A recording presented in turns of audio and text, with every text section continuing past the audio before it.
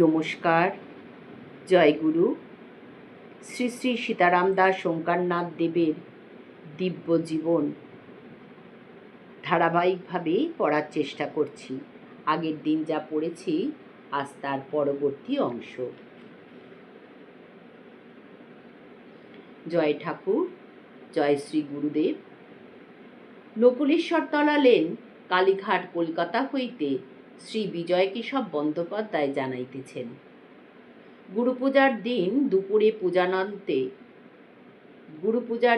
দুপুরে পূজান্তে যখন আমি বসে বসে তার পাঠ শুনছিলাম, জানি না কেন সেই সময় তিনি আমার বীজ মন্ত্র ভুলিয়ে দিলেন।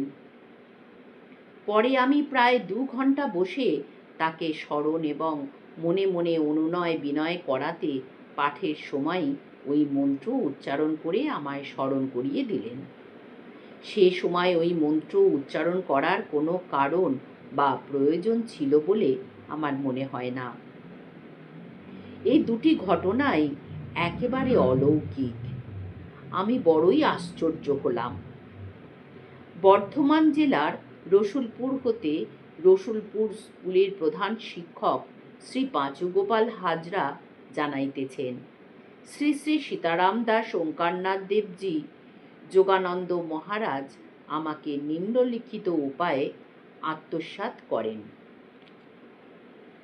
আমি 25-26 বৎসর পূর্বে হইতেই কুলগুরুদেবের নিকট শ্রী শ্রী কৃষ্ণ মন্ত্রে দীক্ষিত হইয়া কিছু কিছু সাধন ভজন করিয়া আসিতেছি।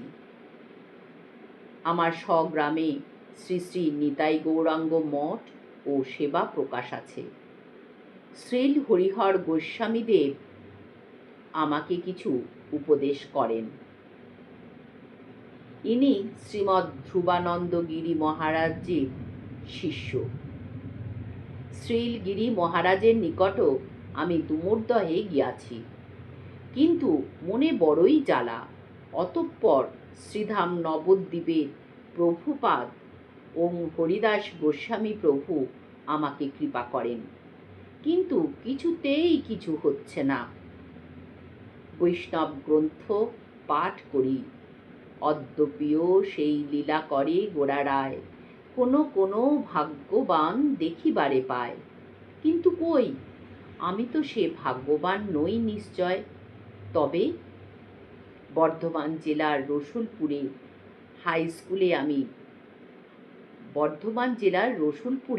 হাই স্কুলের আমি প্রধান শিক্ষক।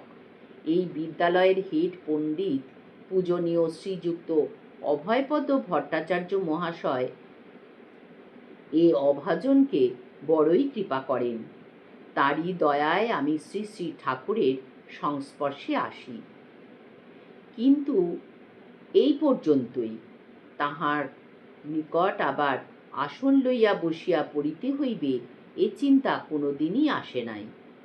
কিন্তু শ্রী শ্রী গৌরাঙ্গ পাদপদ্মে আমার মনের শূন্যতার কথা অহরহ নিবেদন করি এবং তাহার কৃপামন্ত্র প্রার্থনা করি। হঠাৎ এক রাত্রে পরম দয়াল পতিত পাবন করুণাময় শ্রী শ্রী গৌরহরি আমাকে আদেশ দেন, ওই তো সীতারাম দাস ওঙ্কারনাথ দেবের কাছেই মন্ত্র নেই, তাহলেই তো আমারই দেওয়া হলো। জয় জয় সীতারাম।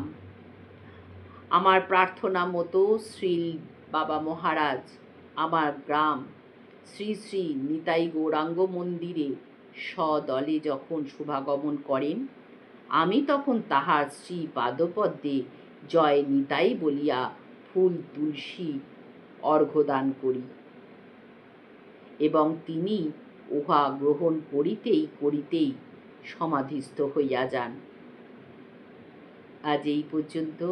আগামী দিন আবার পরবর্তী অংশ পড়ার চেষ্টা করব, অবশ্যই শ্রী গুরুদেব যদি কৃপা করেন। জয় গুরু, জয় গুরু, জয় গুরু, জয় রাম, সীতারাম, জয় জয় রাম।